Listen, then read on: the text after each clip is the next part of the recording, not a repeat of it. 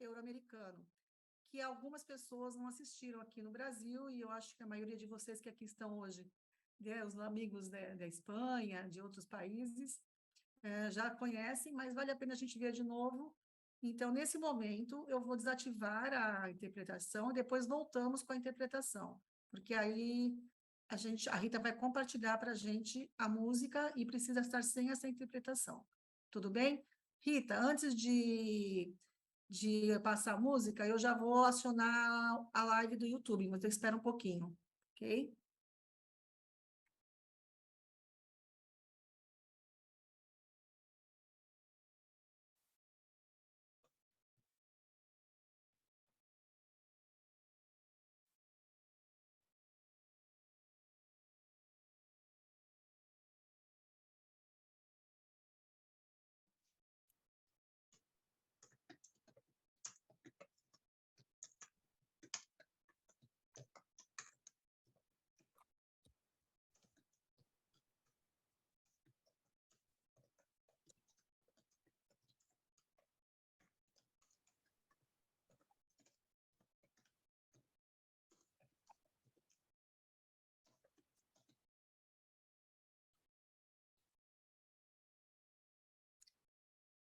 Boa tarde, boa noite a todos. Estamos já ao vivo pelo YouTube, a essa atividade especial do Centro Espírita Allan Kardec de Santos, que seria o encerramento do nosso mês, um mês especial em que resolvemos tratar das emoções da alma. Um mês que foi baseado em um livro, né, temas que foram baseados em um livro de Emílio Mira. E hoje a gente convidou um amigo muito especial que vai fazer uma apresentação sobre esse tema. Antes, porém, faremos aqui uma apresentação artística que preparamos para o encontro euro-americano, que foi realizado em junho deste ano, e eu acho que vale a pena a gente rever essa peça, porque é uma peça artística feita por nós, e é muito gostoso a gente ver e ouvir essa linda música, essa linda apresentação. Então, nesse momento, a Rita vai compartilhar com a gente e peço que todos deixem os seus microfones desligados. Micrófonos desligados. Apagados.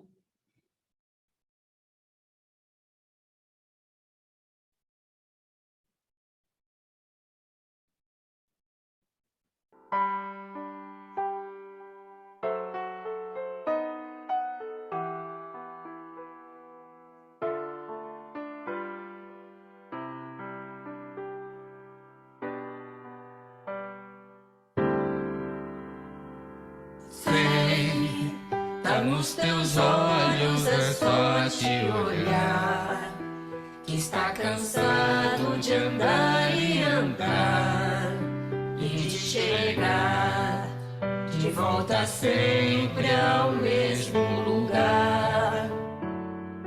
Sé que las ventanas se pueden abrir, cambiar el aire depende de ti, te ayudará, vale la pena una vez más, saber que se puede, querer que se pueda, quitarse los miedos, sacarlos afuera, pintarse la cara color esperanza, tentar al futuro con el corazón.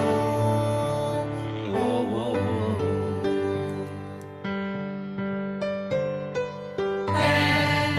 Está perdido, é melhor que parar, nunca se alcança sem nunca tentar. Você vai ver que não tem fácil, mas irá. Sé que lo imposible se puede lograr, que la tristeza algún día se irá, y así será. La vida cambia y cambiará. Sentirás que el alma vuela por cantar una vez más. Saber que se puede, querer que se pueda,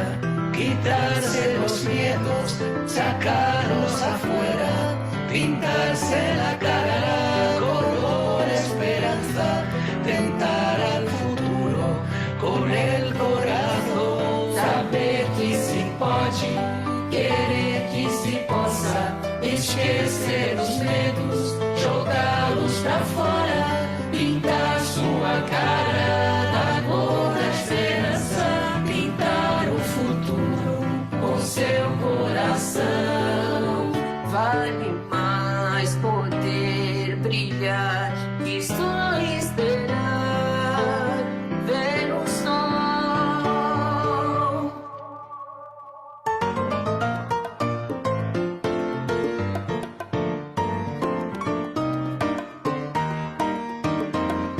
Pintarse la cara color esperanza, tentar al futuro con el corazón. Saber que se pode, querer que se possa, pintar sua cara da cor da esperança, pintar o futuro com seu coração. Saber que se puede, querer que se pueda, quitarse los miedos, sacarnos afuera, Pintar sua cara da cor da esperança, pintar o futuro com seu coração. saber que se pode, querer que se possa, esquecer os medos, jogar-nos afora, pintar sua cara da cor da esperança, pintar o futuro com seu coração, saber que se pode, querer que se possa, esquecer os medos, jogá-los afora, pintar sua cara da cor da esperança, pintar o futuro com seu coração.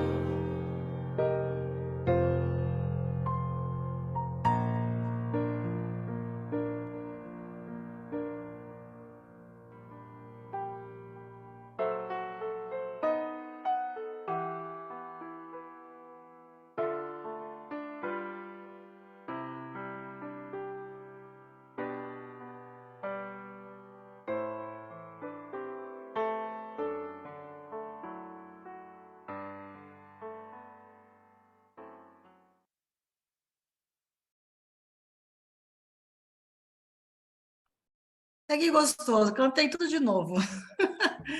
Muito bom. Gente, começamos com cores, né? Cores de esperança, e agora vamos falar das cores da alma, né? Sandra, E Sandra, sim, vou acionar novamente a interpretação do texto. Vamos lá, vamos escolher novamente o idioma.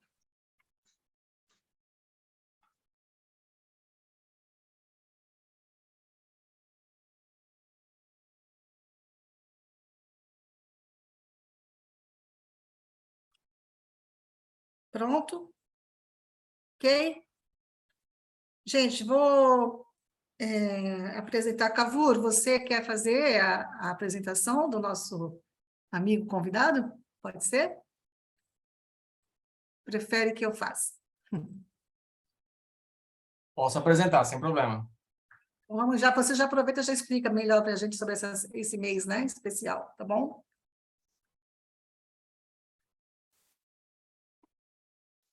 Bem, boa tarde a todo mundo, para quem eu não dei ainda. Então, neste mês, a gente fez algumas apresentações no SEAC sobre as 4 grandes emoções da alma. Baseado no livro que a Sandra já comentou. E trouxemos aqui o Davi Santamaria para fazer um grande fechamento, um grande encerramento sobre esses temas. Muito bem. O nosso amigo, Davi Santamaria, é engenheiro técnico químico, diplomado em psicologia, membro fundador e atual vice-presidente do Centro Barcelonês de Cultura Espírita, CBCE. Membro da equipe de redação do boletim trimestral do CBCE,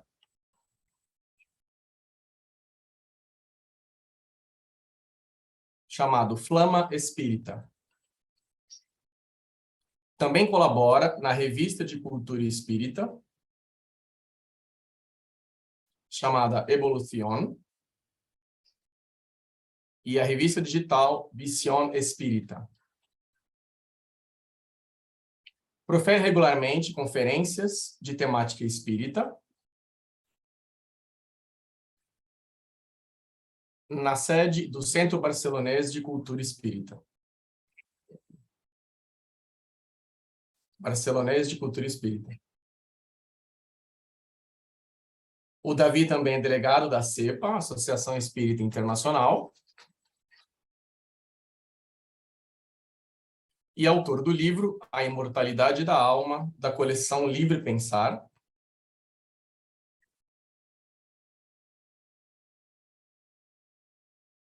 da série Espiritismo para o século XXI, também publicado pela CEPA.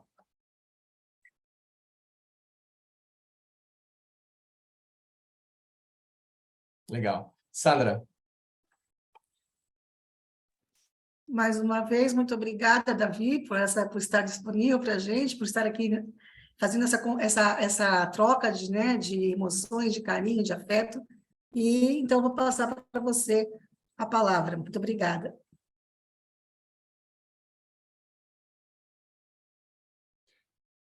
Muchísimas gracias, Kabur. Muchísimas gracias, Sandra.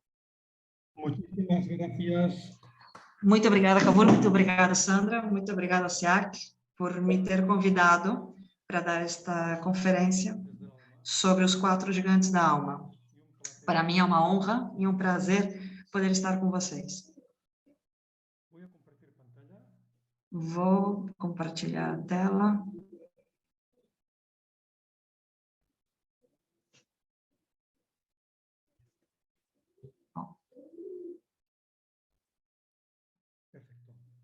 Perfeito. Gostaria de ressaltar a contribuição dos 4 palestrantes que durante esse mês de julho expuseram sobre estas 4 emoções da alma que o Dr. Mira expressou na sua obra, Os 4 Gigantes da Alma, Paulo Muniz, Ricardo Nunes, Sandra Regis e Sandra Lia Quioro dos Reis. Eu tive a oportunidade de escutar as 4 palestras e as 4 são extremamente interessantes. O quadro que acompanha este primeiro slide é um quadro nomeado pela artista como se aproxima a tormenta, ou seja, chega a tormenta, porque essas 4 emoções da alma, quando eclodem, quando se abrem, são realmente como uma espécie de tormenta. Mas sabemos que depois da tormenta vem a calma. Ou seja, depois dessa chegada da emoção, que é assumida, que é subentendida, é dirigida e passa a formar parte do nosso acervo pessoal. Portanto, as tormentas não são ruins. As tormentas removem, mexem com muitas coisas e nos ajudam a entender muitas outras. O Dr. Mirey López foi um homem único. Essa fotografia foi tirada no Brasil em 1949. E eu digo que foi um homem singular, porque não é muito comum, eu diria que é bem pouco comum, que o mesmo profissional tenha destacado em dois países tão distantes como Espanha e Brasil. Isso é notável, que tanto no Brasil como na Espanha se reconheceu como grande autoridade, tanto da psicologia como da psiquiatria, como da orientação profissional, como da psicoanálise, etc, etc. Eu me permito uma pequena biografia do Dr. Mireille Lopes, para que nos demos melhor conta da importância que teve este psicólogo e psiquiatra. Ele nasceu em Santiago de Cuba, porque seu pai era médico militar. Estava destinado na ilha de Cuba naquele momento. Entretanto, em 1903, se mudaram para Barcelona. Ele estudou medicina, começando os estudos em 17, e se doutorou em Madrid em 1923.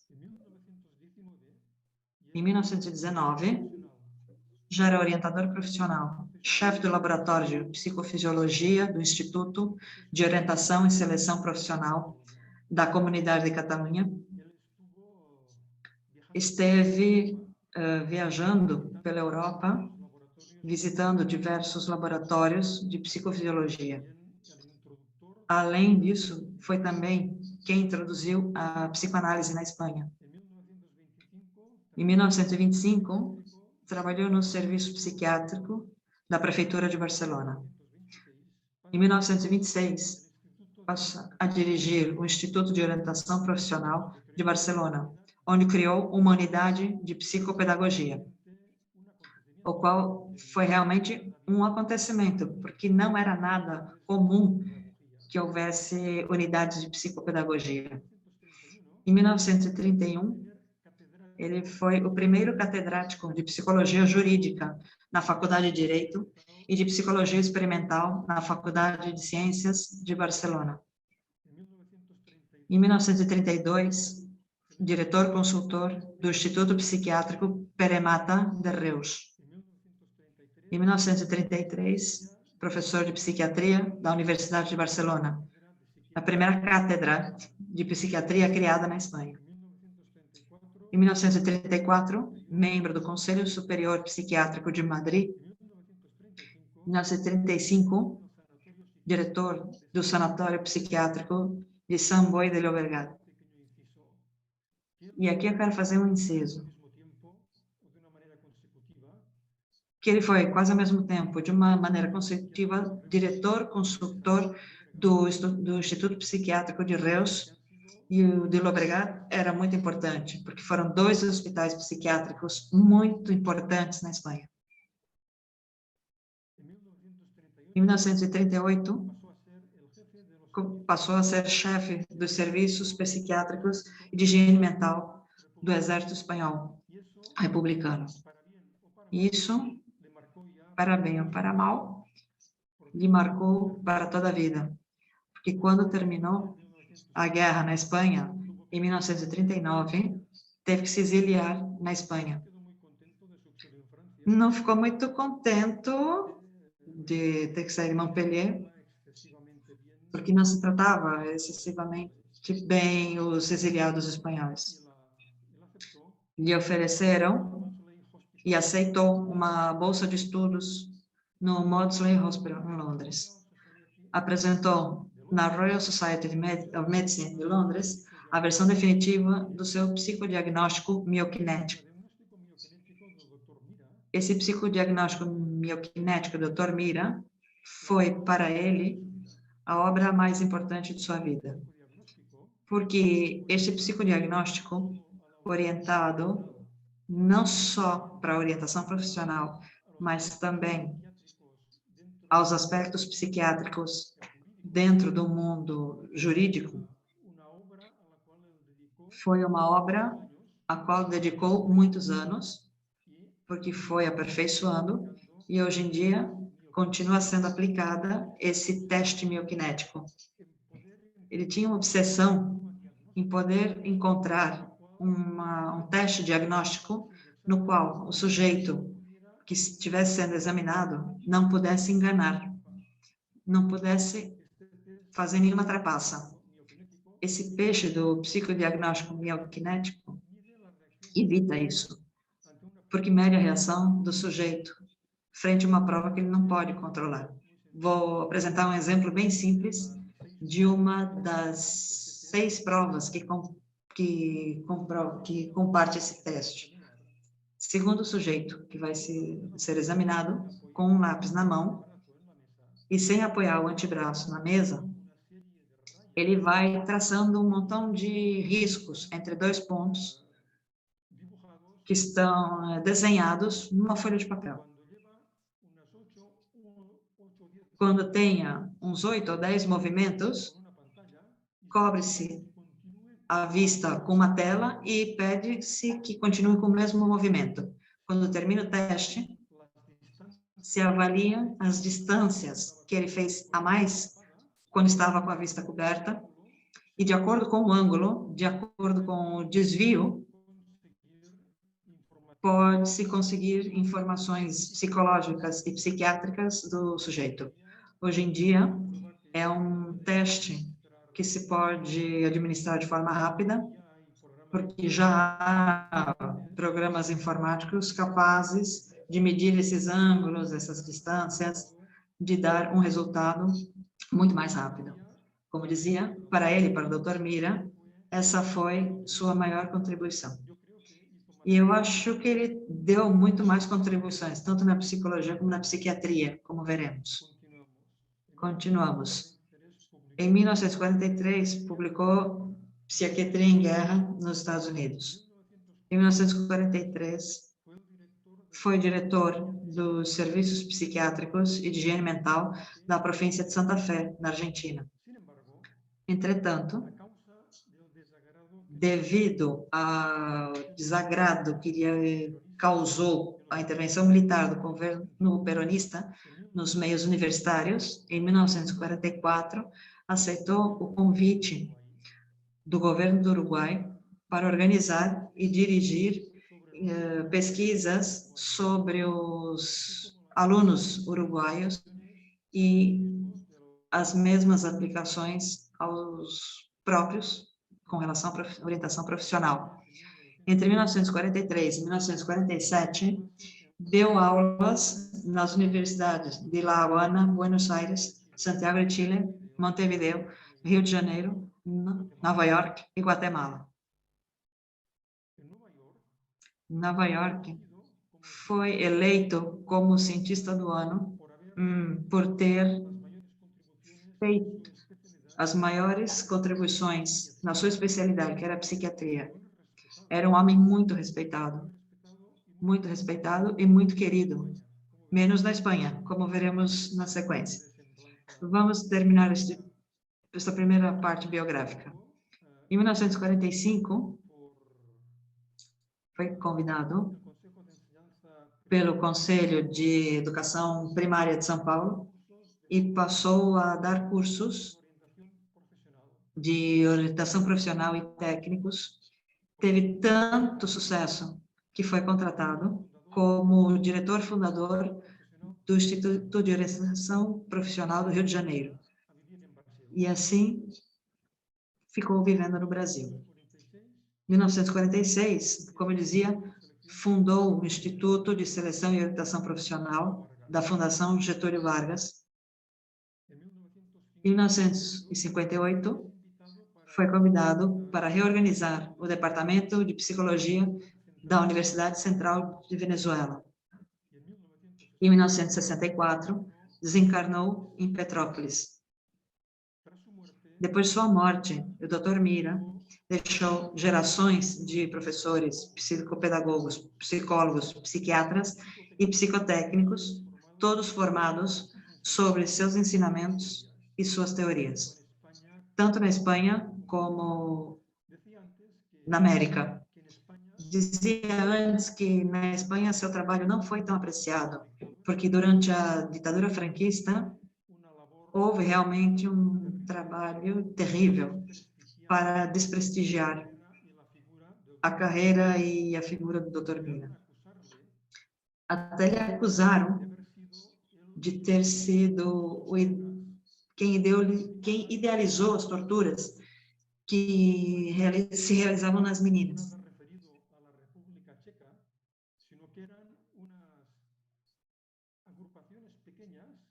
Em Las Chicas, perdão, Las Chicas são pequenas agrupações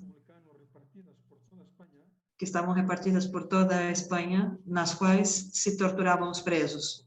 E acusaram o Dr. Mira de ter sido o inventor, o criador das torturas que fizeram naquelas pessoas, aquelas pobres pessoas, e completamente fora da realidade.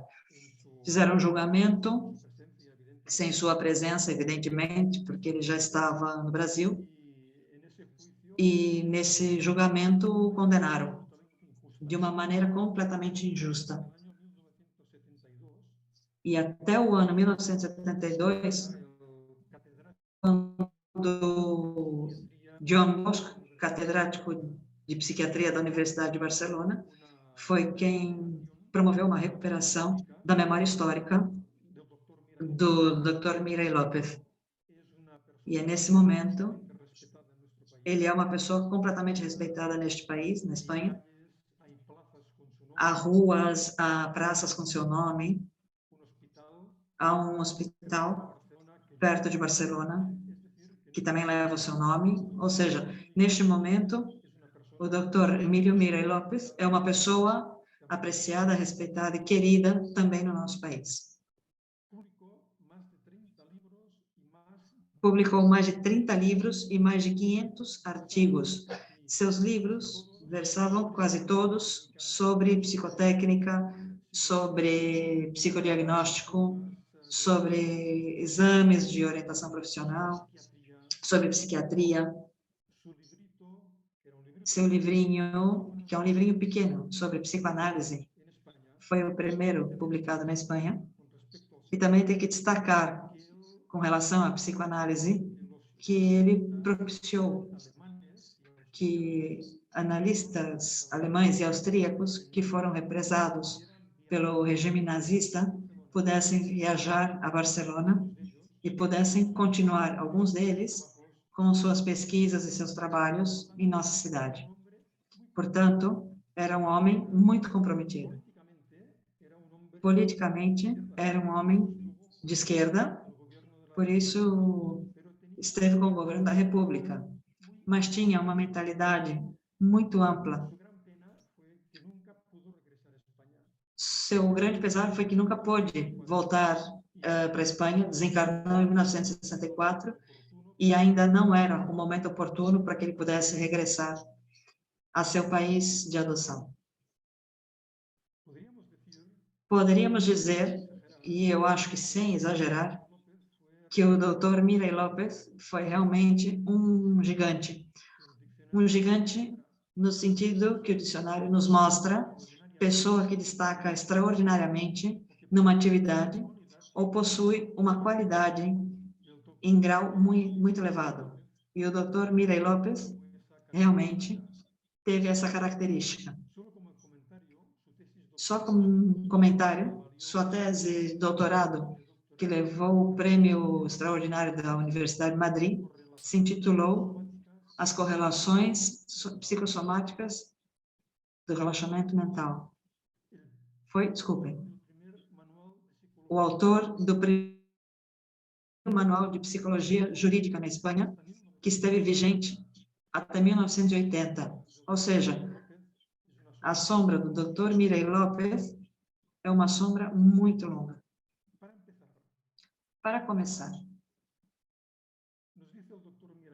nos diz o Dr. Mira López que nunca como agora, e está escrevendo isto em 1947, diz que nunca como agora que se está gerando um novo homem, se estava terminando a Segunda Guerra Mundial, vamos lembrar disso, se fez tão necessária a pesquisa científica, objetiva e sistemática da natureza humana.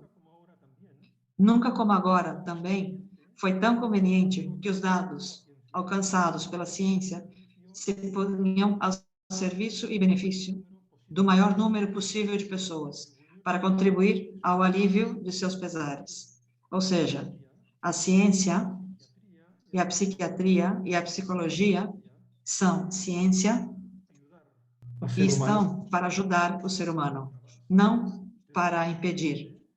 Infelizmente, pelo menos no nosso país, na Espanha, a nível institucional, é muito difícil obter tratamentos psicológicos e psiquiátricos na saúde pública. Claro que o Dr. Miri López estaria absolutamente em desacordo com isso, porque ele orientava muito o seu trabalho com relação aos trabalhadores. Prestando atenção em uma coisa, ele dava cursos gratuitos num Ateneu Popular, numa escola popular, e chegou a uma conclusão de que essa antiga frase de que mens sana in corpore sano, mente sã em corpo são, teria que transformar-se e mudar.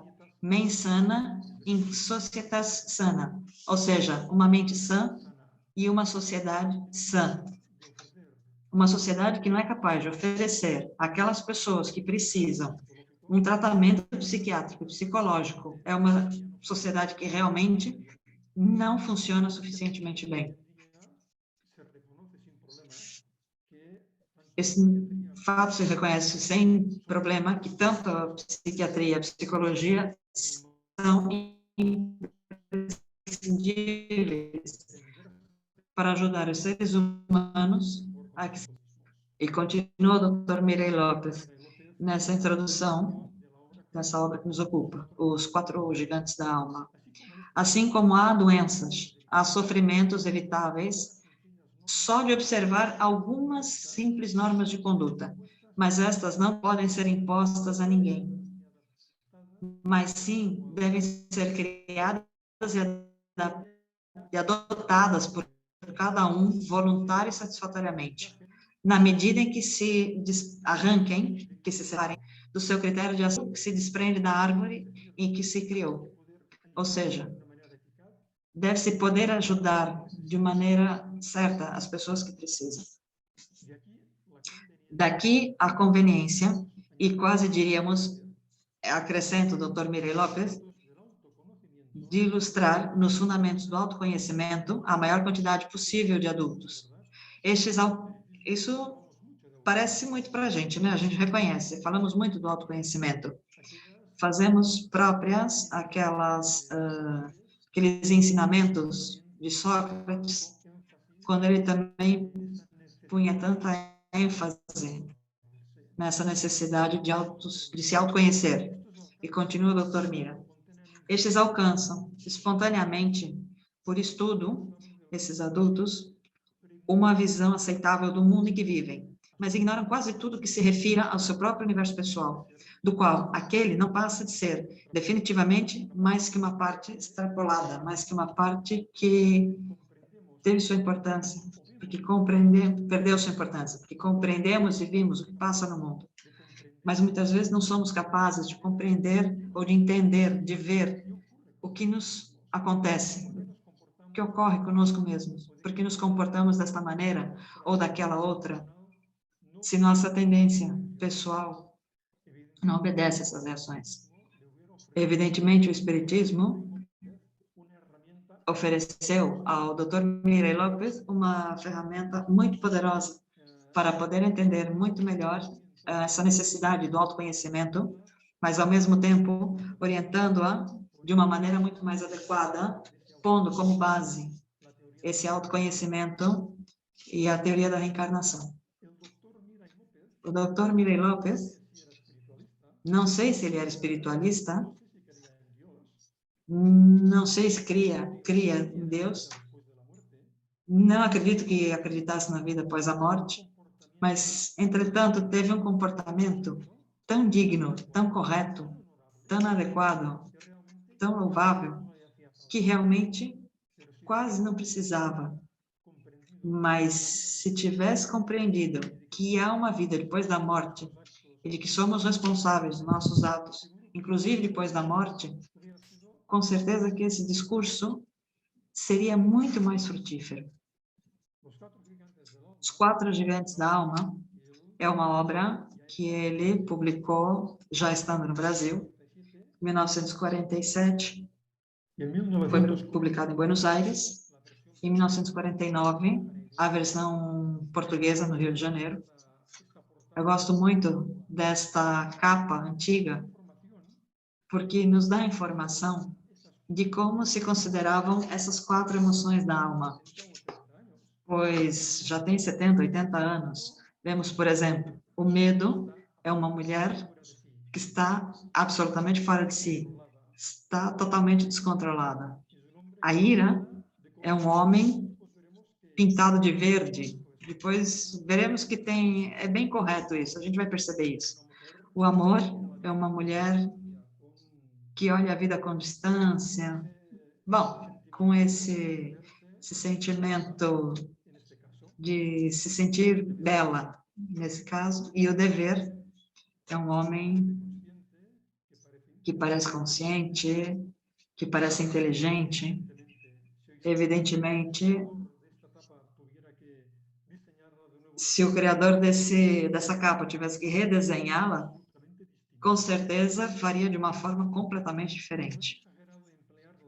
Não é exagerado usar o termo gigante, nos diz o Dr. Mira, para designar estes 4 núcleos energéticos, que, assim como os 4 pontos cardinais, orientam, impulsionam e, ao mesmo tempo, limitam o universo mental, individual e específico do homem, do ser humano.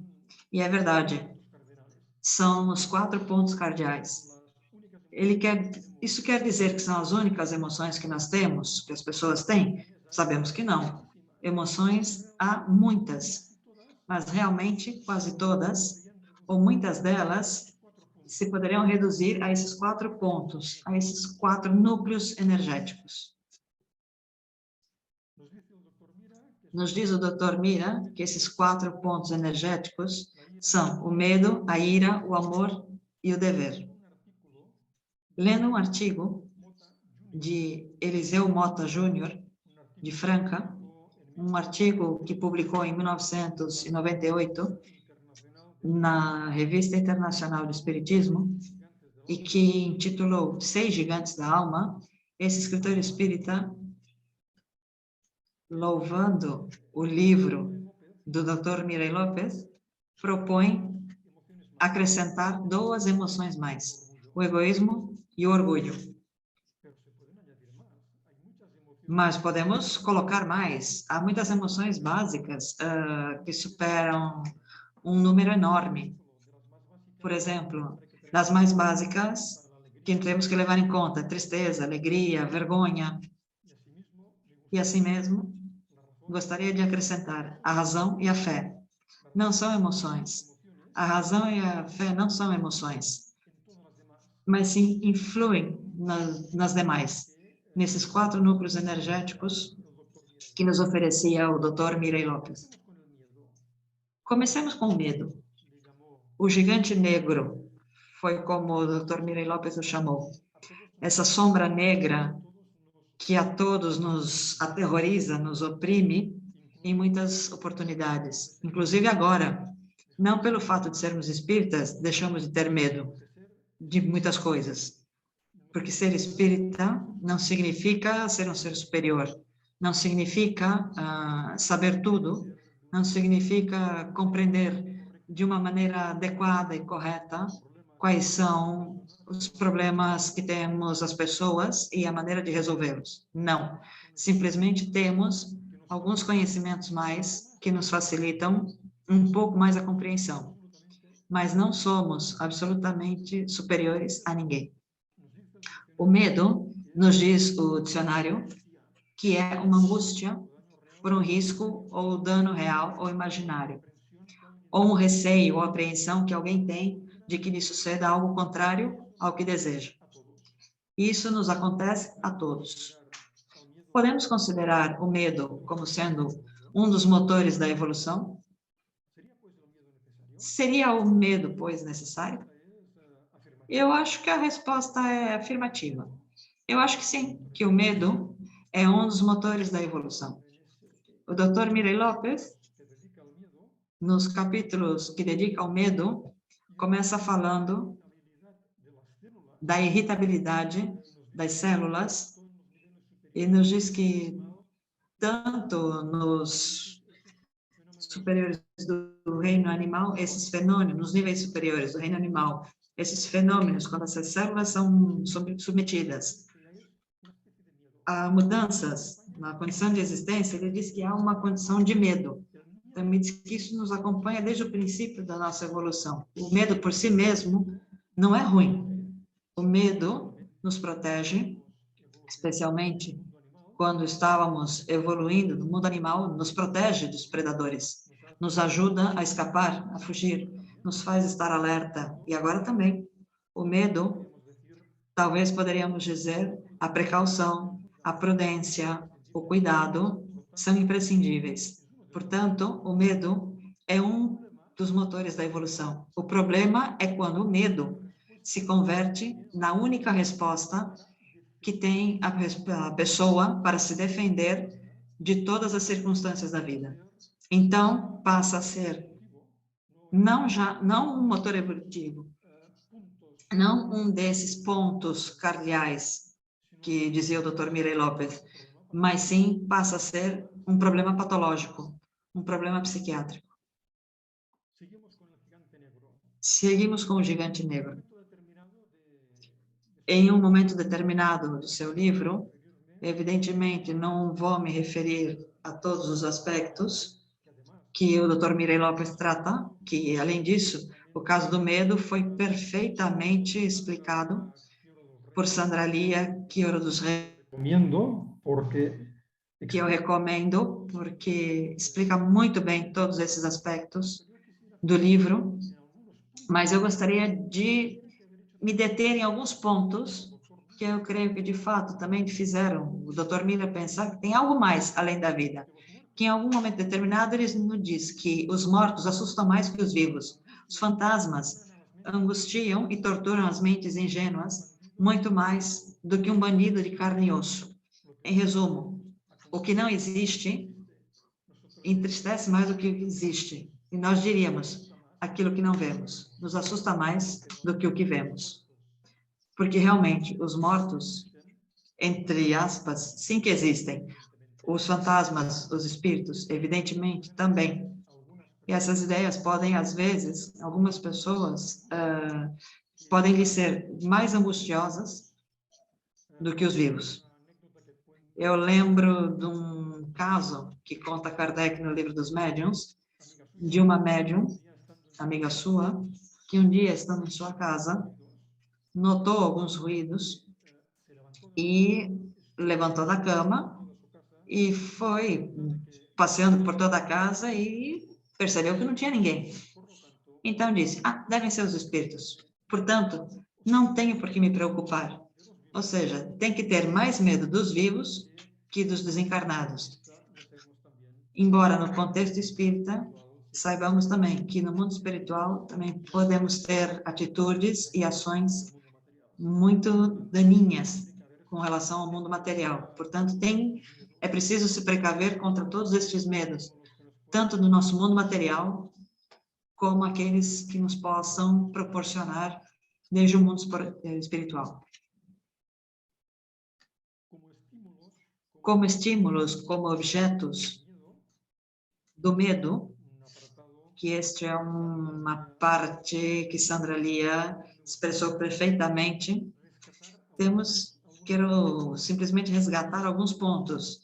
Esses estímulos ou agentes do medo, para o Dr. Mira, são a dor, a pena, a morte, as doenças, a solidão, a vida, os instintos, a guerra, a revolução e os cataclismas naturais. Ele dizia que, evidentemente, a dor é um sofrimento, é uma situação que nos leva, inclusive, ao suicídio. Embora ele fosse contrário à ideia do suicídio. Quer dizer que, embora não cresce na vida depois da morte, também não aceitava a ideia do suicídio. Expressava isso no seu livro, na Guia de Saúde Mental, que publicou em 1956 em português, e que é um livro bem interessante. Ele dá uma série de argumentos contra o suicídio. Ou seja, é uma dessas obras que vale a pena ler e que em outras oportunidades utilizarei esses conceitos do Dr. Mira. E também nos diz que as penas teriam que ser mais temidas que as dores, mas não é assim, porque com as penas nós temos duas ações possíveis. Uma é o consolo e a outra é o esquecimento. Os espíritos somos capazes de esquecer todas aquelas e muitas coisas que nos causaram um grande trauma na nossa infância, na nossa juventude, na nossa vida. Somos capazes de transferi-las ao inconsciente, como nos diria desde a psicoanálise, e ali ficam, não calmas e tranquilas, mas sim exercendo uma atividade dura sobre nós, mas sem que nos percebamos. A morte talvez é um dos aspectos que mais nos assusta com toda certeza, não talvez, com toda certeza, é um aspecto que mais falamos no Espiritismo. Falamos continuamente sobre a morte. Allan Kardec dedica capítulos sobre a morte, como, por exemplo, em O Céu e o Inferno, dedica um longo trecho do seu livro falando de por que os espíritas não temos medo da morte. Embora isso seria discutível, porque muitas vezes, embora compreendemos e saibamos e aceitemos que há vida depois da morte, nem por isso deixamos de ter medo a como morremos. Deixamos de ter medo de como nos encontraremos depois da morte. E também a solidão. Eu gostaria de destacar, em tempos de... Quando se escreveu esse livro, em 1947, a solidão era ruim, como é agora. Mas, nesse momento, podemos dizer que a solidão é ainda pior. Hoje eu estava lendo um artigo na imprensa, no qual se dizia que há tantas pessoas de idade que morrem sozinhas em suas casas, sem que ninguém se perceba, até que passem semanas, meses, anos, às vezes muitos anos. A solidão realmente é algo muito preocupante. E que, para todos os humanos, eu acho que preocupa muito, embora sejamos espíritas, embora, seguramente, sendo espíritas, teremos um tecido social que nos vá acompanhar de uma maneira mais eficaz que muitas dessas pessoas que, tadinhas, estão em suas casas e sós. E também gostaria de me referir à Revolução. Isso nos pode estranhar um pouco, mas vamos nos lembrar. O Dr. Mira viveu uma revolução. Viveu aquela revolução que houve na Espanha, a partir de 1931, com a instauração da Segunda República, e que durou até 1936, quando começou a Guerra Civil Espanhola, até 1979. Portanto, ele podia falar bem da Revolução. E nos diz, num artigo que eu consegui encontrar na internet, ele diz que a Revolução não é necessária para a consecução de um regime de justiça. A Revolução não assegura, nem tão só facilita a chegada de dito regime. Isso pode ser fruto de uma maior perfeição moral da humanidade. Por favor, que conceito tão bem expressado. Isso só pode ser fruto da maior perfeição moral da humanidade. Um espírita não poderia falar melhor. E como se consegue essa perfeição moral? Ele fala que se consegue graças à cultura, com C maiúsculo. Estamos de acordo? A cultura e o espiritismo, embora para a maior parte dos habitantes do nosso planeta não seja assim, o espiritismo é cultura. O espiritismo tem que estar submergido na cultura, porque se não é assim, teremos perdido Locomotora tan o potente. trem dessa locomotora tão potente que é o processo cultural. Portanto, não podemos estar mais de acordo com o doutor.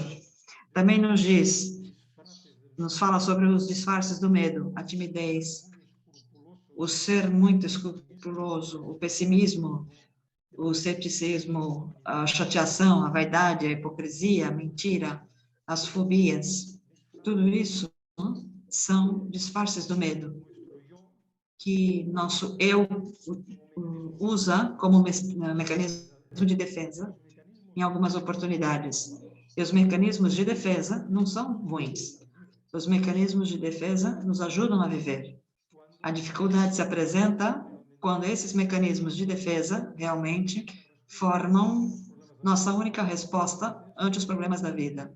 Então, como dizíamos também antes, são um problema patológico e realmente já somos clientes de um psiquiatra se quisermos realmente superar essa maneira de atuar unicamente com mecanismos de defesa. Terminando com o medo, e já digo que simplesmente são umas pinceladas, porque o Dr. Mira dedica vários capítulos ao medo e nos diz, precisamente, o erro de toda a pedagogia clássica foi de crer que o antídoto do medo era a coragem, a valentia, quando esta não era mais que uma estação de passagem para a serenidade, meta que somente se consegue quando o sujeito se encontra em paz consigo mesmo por ter se esquecido de suas apetências imediatas, quando foi capaz de superar esses medos tão imediatos que todos temos. Então é quando transitamos para a serenidade. Resumindo,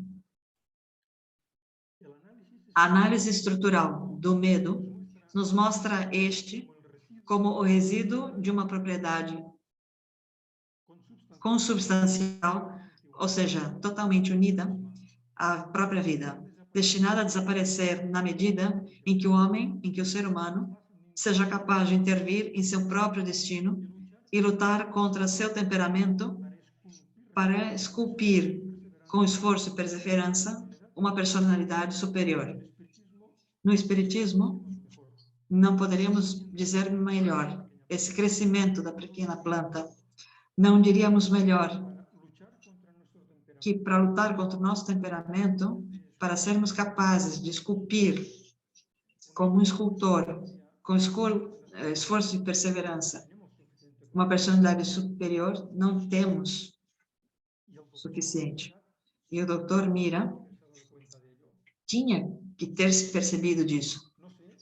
Bom, não sei, desconheço absolutamente se sua estadia no Brasil pode ter contato, conhecimento, provável que sim, que escutasse falar sobre o Espiritismo, mas nos livros que eu pesquisei, não consultei, claro, os 30 livros que ele escreveu, mas sim uns 5, 6 que eu encontrei na internet, e realmente neles não fala disso em nenhum momento, se refere nem ao espiritismo, nem à encarnação, nem à vida depois da morte, nada, nada de nada. Bom, vamos continuar com estes gigantes. O seguinte gigante é a ira e o ódio. O ódio e a ira são o que ele denomina o gigante vermelho, porque todos compreendemos que muitas vezes, quando a ira nos domina, certamente é como se acendesse um fogo. E nos diz o Dr. Mira que bem no fundo, na noite dos tempos, do negro vente do medo brotaram as vermelhas gargantas da ira. Essa cresceu rapidamente e se converteu no segundo gigante dos 4 que nos afligem aos seres humanos e fazem da nossa vida um perpétuo drama. Os domínios da ira são os mesmos do medo, porque é a consequência do medo nasce a ira, do medo, da impotência frente às dificuldades da vida, frente aos ataques reais ou imaginários que vêm do exterior para nós, muitas vezes a única reação que conseguimos ter é nos chatear, é a ira, é odiar. Se o medo é o resíduo e a antecipação da morte, que leva consigo a vida, porque com medo vamos para a vida, a ira é a expressão do protesto vital contra o medo. Ao mesmo tempo que é tentativa de expulsar o mal-estar letal, descarregando em relação ao exterior, mesmo quando, em realidade, sua fúria nos mata igualmente. Como esse antigo ditado de morrer de raiva, de morrer de ira. Seguindo com o gigante vermelho, estas pessoas, eu acho que todos podemos nos ver, ou já nos vimos retratados nesta expressão desta mulher, em algum momento de nossas vidas, com respeito a determinadas situações da mesma. Aí, uns antecedentes biológicos da ira, que se vinculam por parte da psicoanálise aos chamados instintos de morte, ou instintos de destruição ou de autodestruição.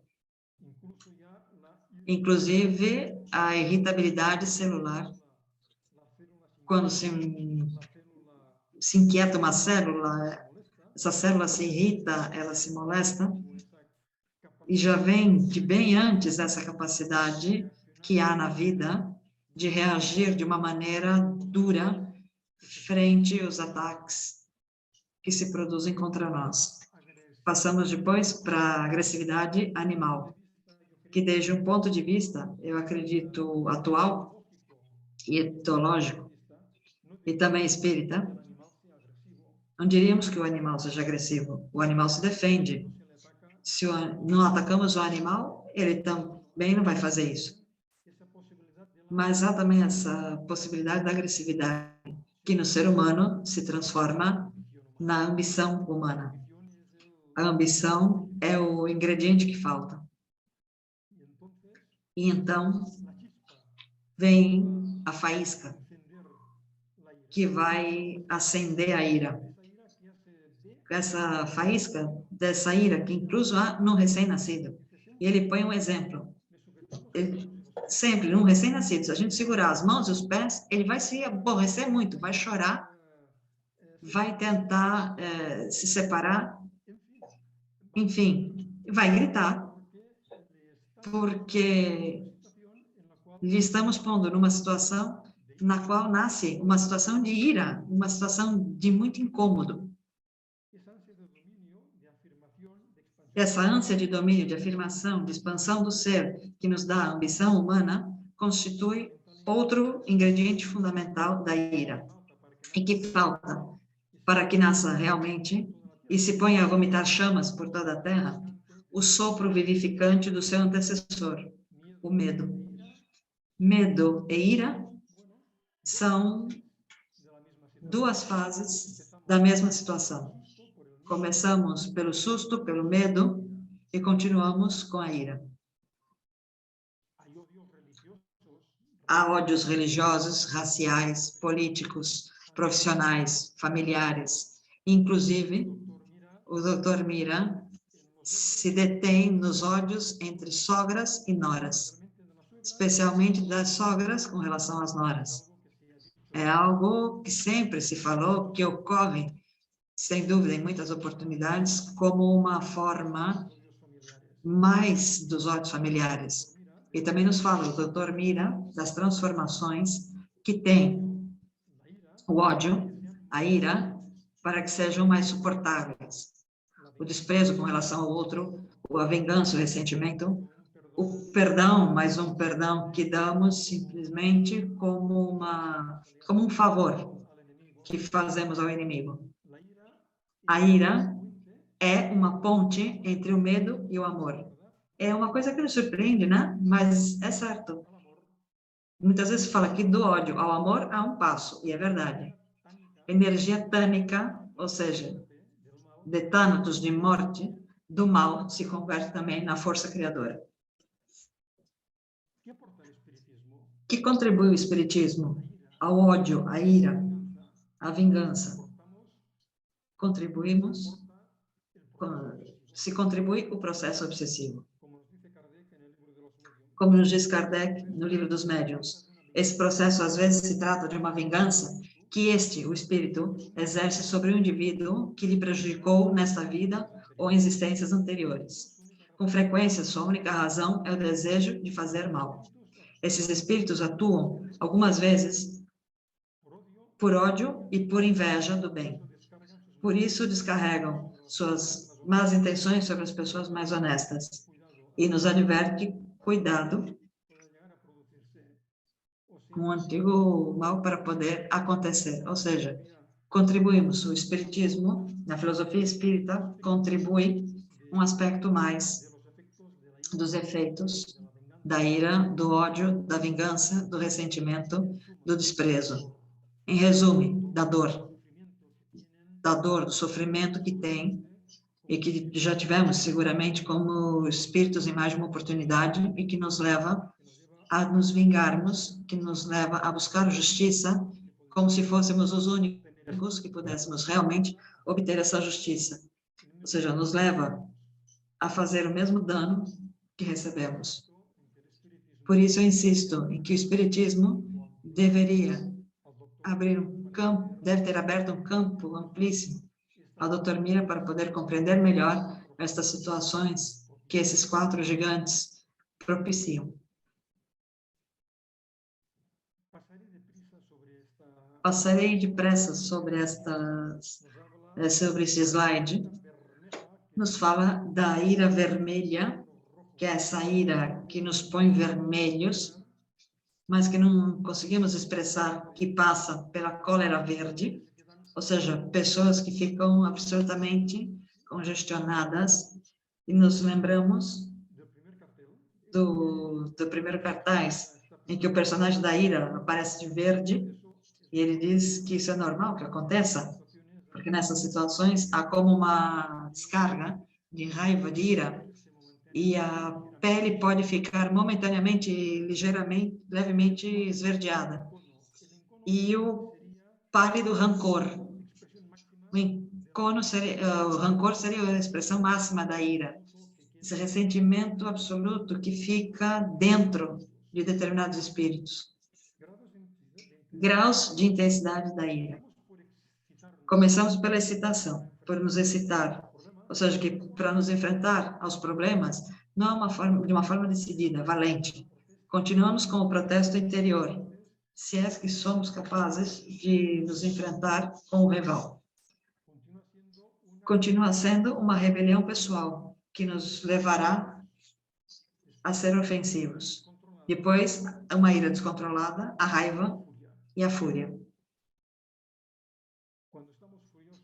Quando estamos furiosos e raivosos, já somos incapazes de nos controlar. E o Dr. Mira, curiosamente, dá como exemplo de fúria, ele diz, essas pessoas que saem na rua, armados com um revólver, e matam a várias pessoas que estão passando pela rua. Isso ele explicava em 1947. Ou seja, que em 2022 continua acontecendo a mesma coisa. Ou seja, essa fúria que às vezes está adormecida em algumas pessoas se desata e somos capazes de realizar graves atos. É que não é fácil conviver com os demais. É difícil fazer isso bem. Vamos para a contribuição de Aristóteles. No livro de Eliel Coleman, A Inteligência Emocional, ele nos cita um parágrafo de Aristóteles, que está na obra Ética a Nicômaco. Aristóteles nos diz, qualquer um pode se zangar. Isso é muito fácil, muito simples.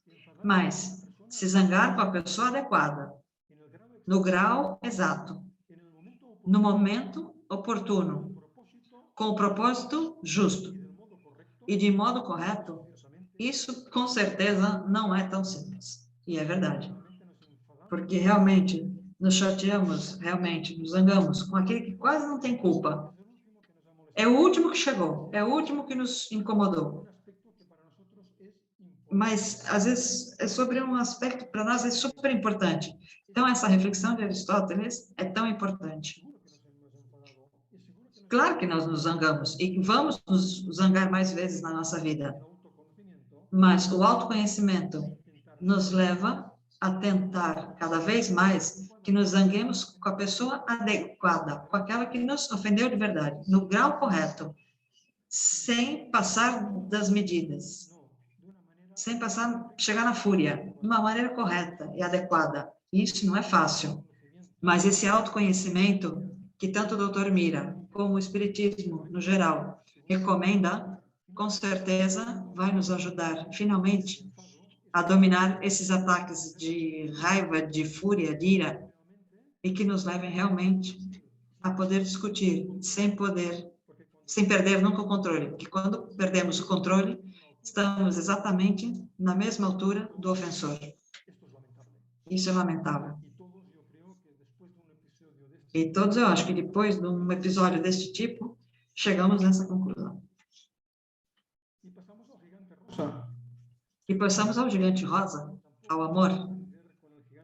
Também não vou me estender muito no gigante rosa, porque Sandra Regis fez uma palestra excelente sobre esta questão.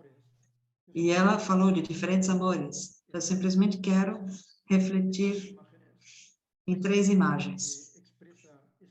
Há mais amor do que o que expressa esse bebê quando olha para o seu amigo, seu irmão, seu pai? Não sei, mas pode haver mais amor do que no olhar desse bebê? E o amor que temos pelos animais, esse amor que muitas vezes é muito grande e por parte deles também, não é um amor importante? Ou tudo tem que ser o amor rosa, o amor de casal? Evidentemente. O Dr. Mira nos diz que a energia deste gigante não é que seja somente a maior e a mais variada de quantas possamos imaginar, mas sim, além disso, aspira, engloba, incorpora, por uma absorção sui generis, as dos seus gigantescos companheiros de morada, o medo, a ira e o dever. Por isso é, talvez, a única força capaz de aumentar devido aos obstáculos ou resistências que se apresentam. E é verdade. Quanto mais nos opomos a determinadas situações e o amor tenta coordenar, maior se faz o amor. Isso acontece em muitas oportunidades e já pudemos ver isso em muitas circunstâncias. Por isso, além disso, também triunfa definitivamente sobre todos os seus adversários quando estes se unem em conjunto para anulá-lo. Delicado e forte, puro e perverso, terno e cruel, audaz e tímido, sincero e comediante. Não há contradição, nem divergência que não possa ser denotada na história do amor. No Espiritismo, falamos muito sobre o amor. Allan Kardec menciona no Evangelho segundo o Espiritismo, como também falou a Sandra, ele fala muito sobre o amor, porque é a máxima energia do universo. É o que realmente move toda a nossa evolução. É o amor. E quando sejamos capazes de entendê-lo de uma maneira real, o amor não é o amor possessivo, não o amor limitado, não o amor com relação a este ou aquela outra pessoa, o amor em geral. Então, é quando realmente podemos dizer que estamos realmente evoluídos. Mas, enquanto isso, vamos aprendendo, através das circunstâncias da vida, que o amor certamente é importantíssimo.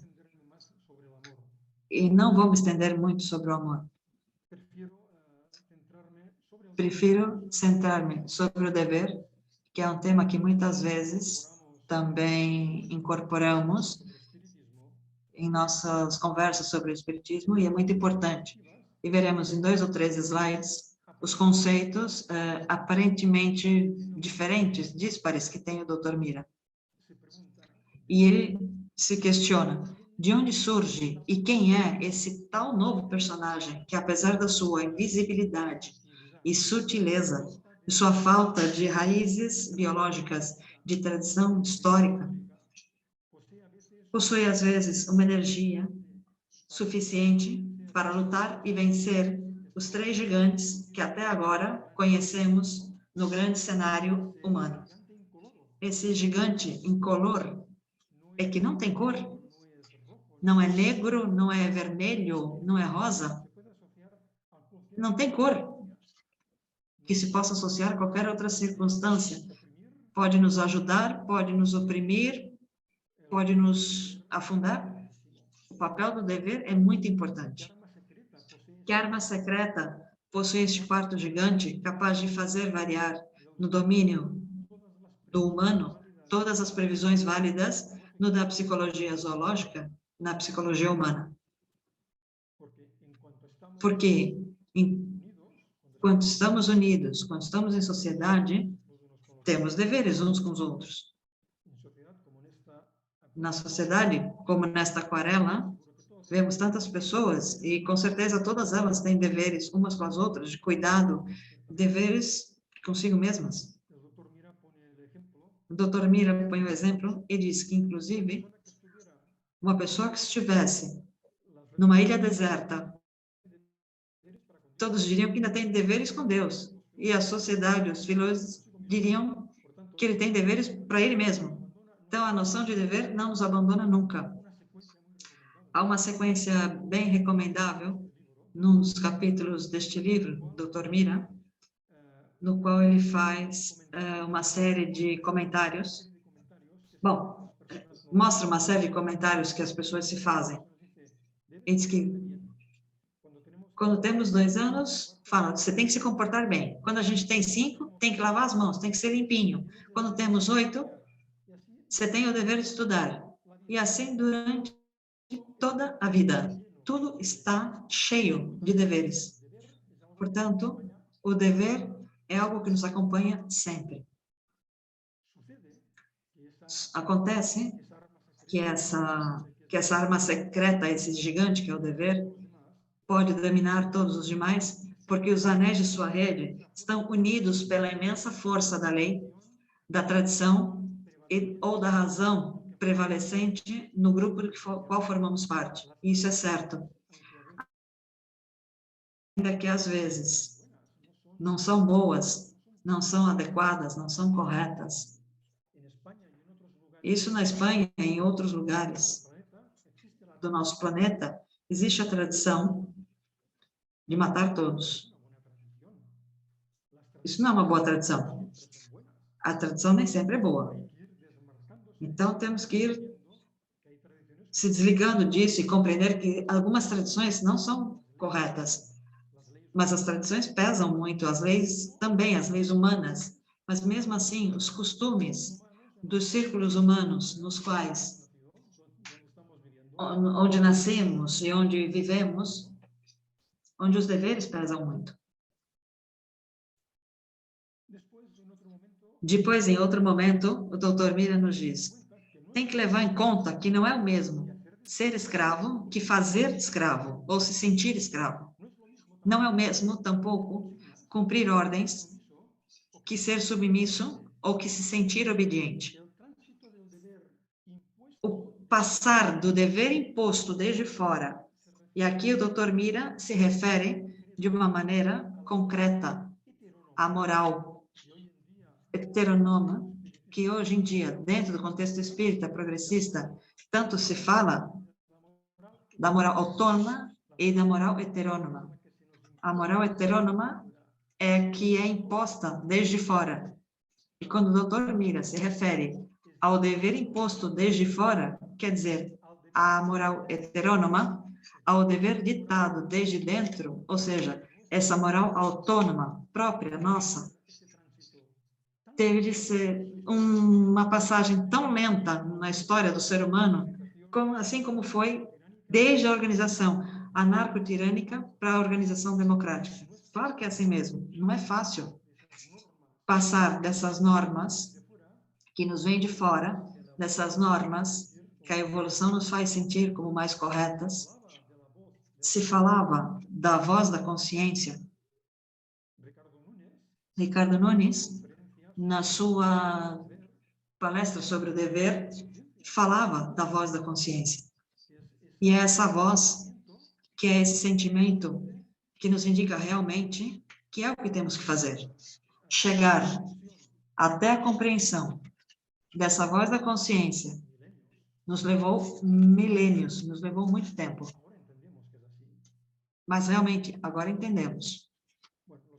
Bom, os ingredientes que alimentam o dever são o princípio da ordem, o sentimento de justiça, a tendência autodestrutiva, a necessidade de aprovação sempre por parte dos outros, com seus recursos próprios e com os emprestados. E este parágrafo realmente tem que ler com calma. O dever nos envolve e estrangula desde todos os possíveis ângulos, planos ou enfoques da nossa vida civilizada. Inclusive, quando estamos sozinhos, isolados, numa ilha deserta, como eu comentava faz um tempinho, nos dizem os moralistas que temos deveres conosco mesmos. E ainda sem contar os que os teólogos nos reclamam para com Deus. Ou seja, que sempre estamos imersos dentro do conceito do dever. E já vou terminando. Depois, o Dr. Mira conclui que o dever seria o regulador que permitiria uma adequada distribuição das liberdades individuais em benefício da coletividade humana que o postula e adota. Isso é o que tem que ser realmente. O dever não precisa ser nosso inimigo, ele tem que ser nosso amigo. Assim concebido, o dever é benéfica e se apresenta sob uma cara lógica e simpática, justa e razoável. Como dizia Confúcio, quando um trabalho se faz com gosto, não é um trabalho, é um prazer. Por isso, o dever que se faz com gosto será também um prazer. Em vez de querer que amemos o dever, deveria proclamar o dever de amar a tudo que existe. Estes são conceitos de moral muito elevada. O Dr. Mira tinha uma amplitude de percepção moral realmente importante, apesar de que se circunscrevera a vida só como nessa encarnação. Ricardo Nunes também, mas eu prefiro deixar, porque são os conceitos que sempre é conveniente recordar. Ricardo também comentou este capítulo de Depois da Morte, de Leon Denis. O dever é o conjunto de prescrições da lei moral, a regra de conduta do homem, do ser humano, em suas relações com seus semelhantes e com o universo inteiro. Portanto, compreendemos que agora mesmo o dever não é idêntico para todos, porque varia de acordo com nossa condição e com nosso saber, mas o dever realmente nos ajuda no nosso caminho evolutivo quando entendermos que é um de prescrições da lei moral. E agora sim, termino com o último slide, que é de esperança. No seu manual de psicoterapia, Emílio Mirey Lopes, aquele psicólogo, psiquiatra, orientador profissional, aquele homem que lamentava profundamente os problemas humanos, nos diz: não basta consolar, tem que lutar bravamente para conseguir que a personalidade humana enfrente a dor e o sofrimento com algo mais que uma passiva resignação. E no Espiritismo dizemos o mesmo. Tem que aceitar a realidade. Se a realidade que a vida nos propõe é uma realidade de dificuldades, de dor, muitas vezes de sofrimento, tem que aceitá-la com resignação. Mas sem ter uma atitude resignada, mas sim lutando com esforço, com energia, para melhorar nossa situação, para superá-la. Porque isso é o que nós temos que fazer. Se simplesmente aceitamos de forma resignada o que a vida nos propõe, para que serve a vida? Não vai servir para nada. Simplesmente estaremos obedecendo. Mas, além disso, temos que trabalhar, temos que superar, temos que tentar administrar o melhor possível essa situação e evoluir. E terminamos. Dizia o Dr. Mira, tem que declarar uma só guerra no mundo, a guerra contra a infelicidade e contra a morte. Nesse combate, a psicoterapia, tanto individual como social, tem um lugar de destaque. Com certeza, estamos de acordo de que tem que declarar guerra à infelicidade, ensinando aos seres humanos o que somos realmente, mostrando aos seres humanos o que somos realmente e o que podemos fazer em nosso favor. Claro, lutaremos contra a morte, evidentemente, para que tenhamos as melhores condições de vida e possamos ter toda a extensão de encarnação que esteja prevista. Mas nós não enfrentamos a morte. A morte para nós é, bom, uma faceta a mais da vida. E terminamos aqui, simplesmente queria, nesta oportunidade, poder expressar sobre este homem, sobre Emílio Mira e Lopes, tão querido no Brasil e na Espanha, com sorte agora, que também soube gerenciar e compreender as misérias humanas. Muito obrigada.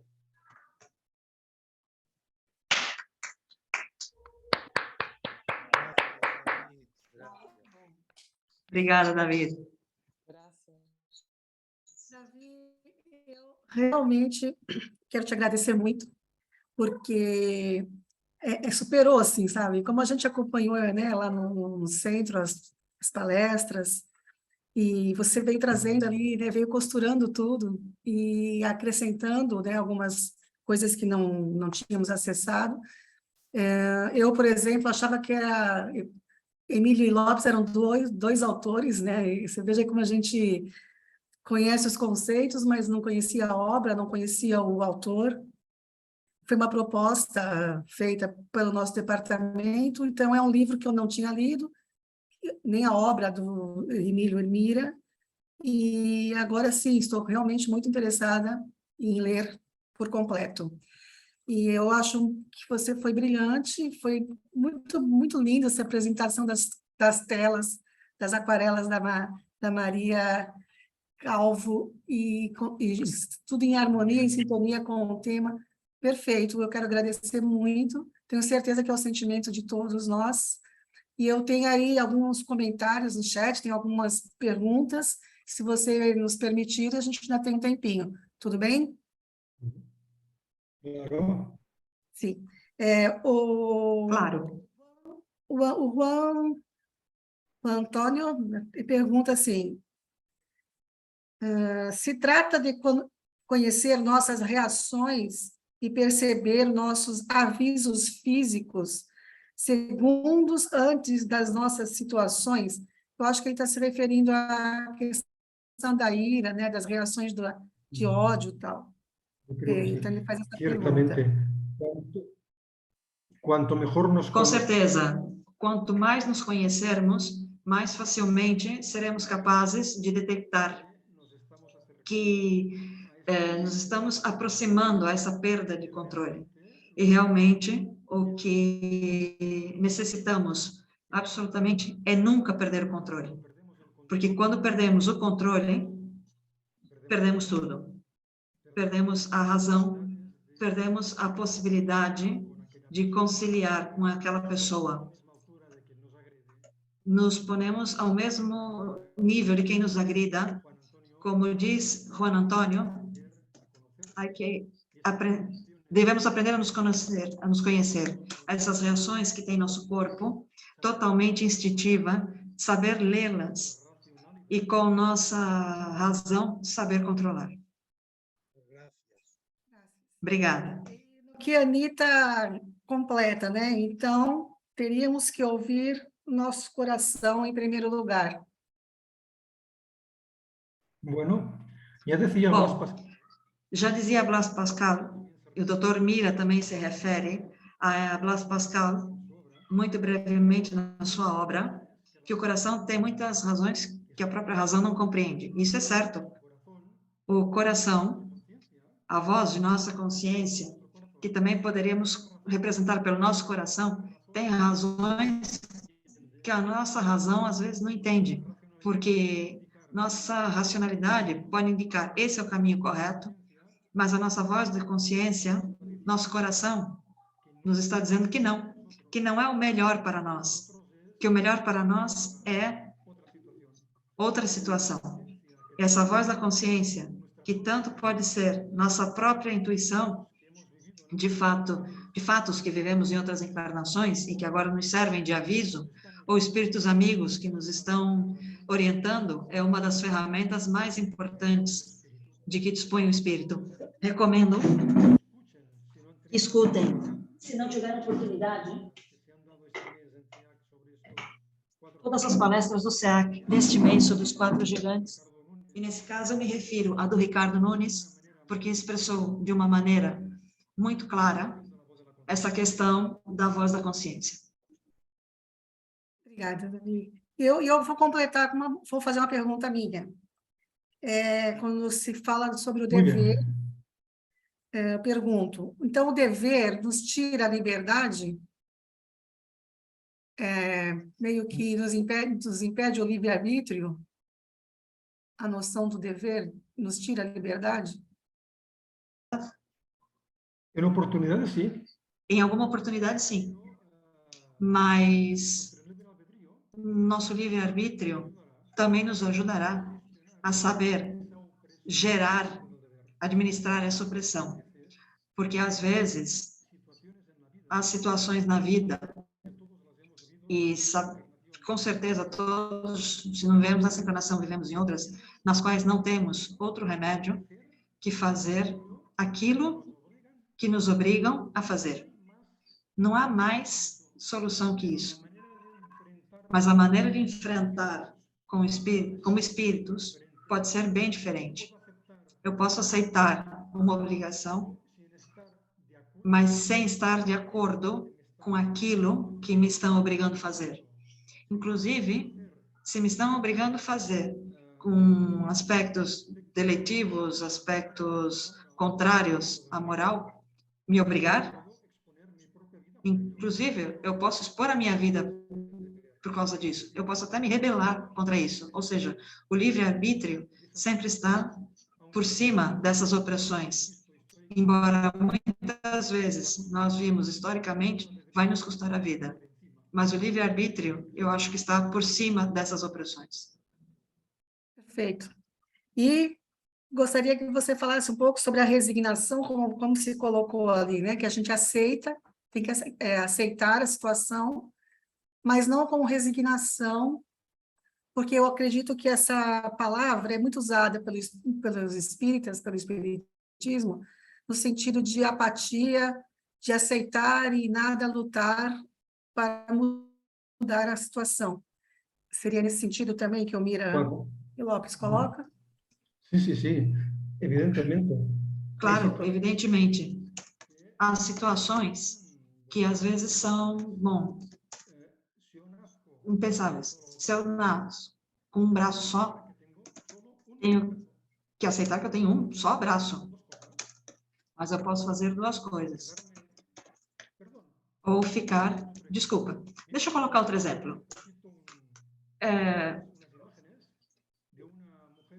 Eu vi faz pouco tempo, umas imagens de uma mulher oriental que não tem braços. Não tem braço. E essa mulher cozinha, se veste, se maquia, veste seus filhos, faz os trabalhos da casa, vai trabalhar. Essa mulher podia ter 2 opções. Uma, ficar em casa sentada, esperando que todos dissessem, coitadinha, não pode fazer nada. Mas teve a coragem de usar suas pernas e seus pés como se fossem as mãos. Isso é o que tem que fazer. Não tem que se resignar. Não tenho braço, coitadinho de mim, não posso fazer nada. Não, sim que pode fazer. É de aceitar, não resignar. Aceitar a realidade, porque a realidade é o que é. Se eu a nego, eu estou me enganando. Portanto, eu não progrido, isso não vai me levar a lugar nenhum. Serei sempre uma pessoa desgraçada. Mas se aceito a realidade e tento, com os meios que eu possuo, embora sejam poucos, procurar uma situação melhor, aí eu realmente estou evoluindo. Aí realmente eu estou fazendo bem. Ou seja, eu aceito o que a vida me propõe, mas eu me esforço em melhorar. E isso é o que tem que se fazer. E é verdade que dentro de certos grupos, ou muitos grupos espíritas, temos essa ideia de que temos que nos resignar diante das circunstâncias da vida. Tem que aceitar, mas não se resignar, porque se nos resignarmos, estaremos sempre no mesmo lugar. Muito obrigada. Aqui, Maria Calvo deixa um recado. Obrigada, Davi, por tocar um assunto em ponto da esperança, em um momento em que o gigante da guerra está entre nós. Muitas graças também ao SEAC, né, pela essa oportunidade. Anita Maricato também agradece por tudo. E temos aqui o Ricardo Nunes colocando aqui. Ricardo, você gostaria de abrir o microfone e falar? Olá, Davi. Olá a todos. Olá, Ricardo. Uma Bom alegria, verte. Oi, uma Ricardo. alegria muito grande recebê-lo aqui, viu, Davi? No SEAC. Fiquei muito feliz quando soube do seu trabalho, que realmente convergia com esse mês especial que o SEAC fez. E parabéns mesmo, e muita alegria em recebê-lo, viu? Gostaria de saber, Davi, eu vou fazer duas questões. A primeira é a seguinte: o que te levou a estudar essa obra do Mirey Lopes? Essa é a primeira pergunta. E uma outra é mais assim filosófica, né? Que eu tenho pensado sobre isso aí, já tenho lido um pouco sobre isso, que é mais ou menos assim. Existe uma das máximas do pensamento de Jesus é o preceito do amor ao próximo como a si mesmo. É uma das máximas do pensamento de Jesus. A religião normalmente considera esse princípio como um mandamento divino, de forma heterônima, como uma norma que vem de fora para nós, né, de Deus, do divino para nós. Mas eu te pergunto, Davi, na sua opinião, o amor não é antes um sentimento do que um dever?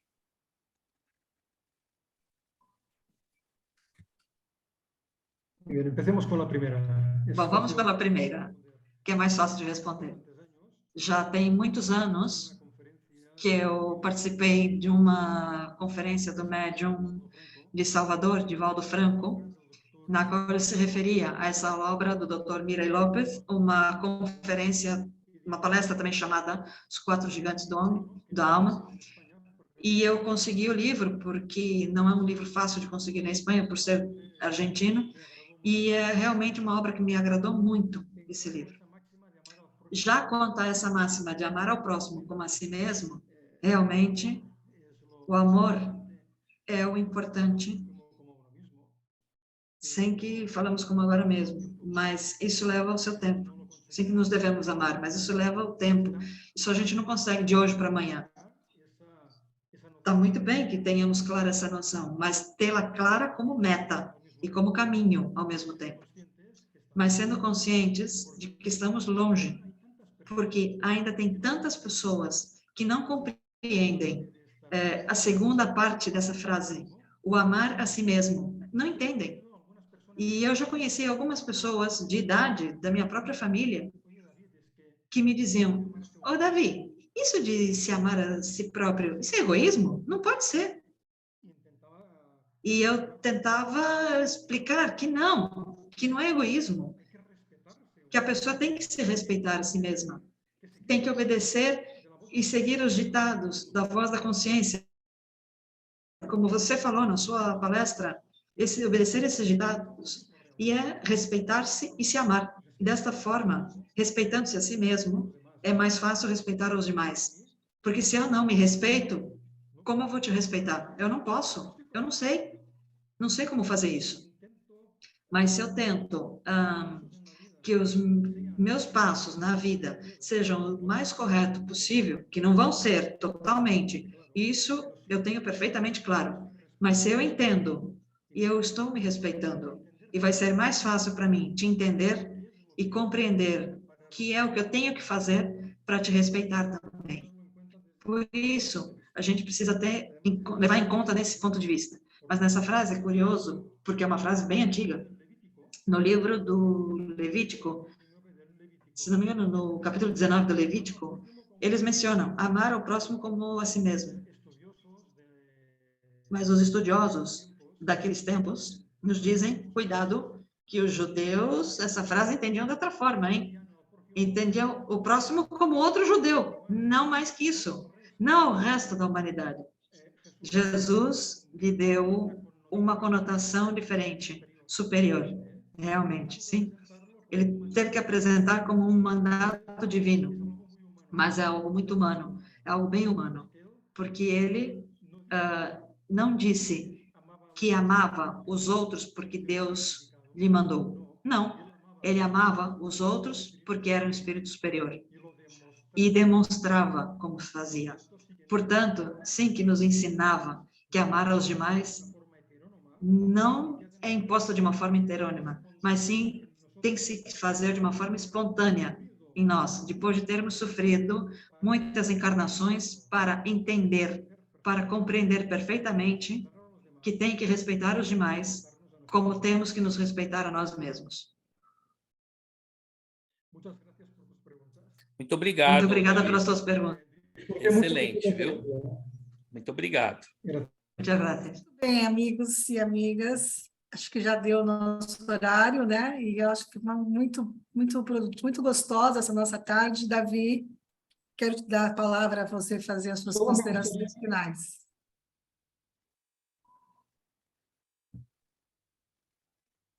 Pode falar, Davi. Sí, gracias. Obrigada. Eu só quero agradecer. Eu só quero agradecer ao SEAC, que é uma instituição tão prestigiada e tão antiga, que tenha tido a amabilidade de me convidar a expor sobre esse tema. Também agradecer ao Ricardo e à Sandra, que são os que mais conheço do SEAC, e a Rita, evidentemente. Rita é uma mulher com a qual, desde o congresso de 2021, eu tive a oportunidade de conversar em múltiplas oportunidades e de agradecer sempre sua ajuda, sua dedicação e seu trabalho. E eu posso fazer exatamente o mesmo. Muito obrigada. E termino agradecendo a Maria Calvo por sua generosidade, por me deixar usar há anos suas aquarelas para ilustrar as minhas palestras. Minhas palestras melhoram muito com essa palestra. Nada, muito obrigada. Isso já é excessivo, mas é a verdade, ó. A verdade é excessiva às vezes. Obrigada e obrigada a todos. Eu acho simplesmente perfeito essa sincronia que vocês fazem entre falas, entre discurso, entre estudo, conhecimento e arte. Desde que eu conheci você, Davi, o Juan, a Neves, a Maria Calvo, desde o congresso, né, para cá, eu vejo que a arte está sempre com vocês, né, e é uma coisa que é um trabalho que eu também faço, né, eu gosto sempre de estar trazendo esse componente artístico, e eu acho isso muito bonito, sabe, muito gostoso, porque a gente começa a conversar e a gente vai trazendo a arte junto e a gente vai se envolvendo, vai ficando cada vez mais emotivo, e eu acho perfeito. Quero agradecer muito essa delicadeza, esse sentimento, esse amor. Muito obrigada, Maria. Estou te vendo aqui agora na minha tela. Muito obrigada por suas lindas aquarelas. E ao Davi e aos amigos todos que estão aqui da Espanha. Nós estamos do SEAC muito felizes. Muito obrigada de coração. E eu espero que a gente tenha outras oportunidades de fazer esse intercâmbio com essa possibilidade da interpretação do idioma que a Rita faz, porque isso nos aproxima muito, né? Porque temos a compreensão perfeita do discurso, né? Da fala do nosso convidado de língua espanhola e vice-versa, porque quando há uma fala na língua portuguesa, vocês também têm dificuldade de compreensão. Então, esse recurso é muito interessante, que pode nos aproximar cada vez mais, e espero que a gente tenha outras oportunidades nesse mesmo nível, tá bom? Mais alguém quer falar alguma coisa? Mais alguém quer se expressar? Não? Então, eu vou desejar uma boa noite, né, a todos, nesse momento, acho que quase noite para todos. Vou tirar a transmissão, a tradução, e vou colocar na galeria para a gente dar um tchauzinho, tá bom? Só um momento.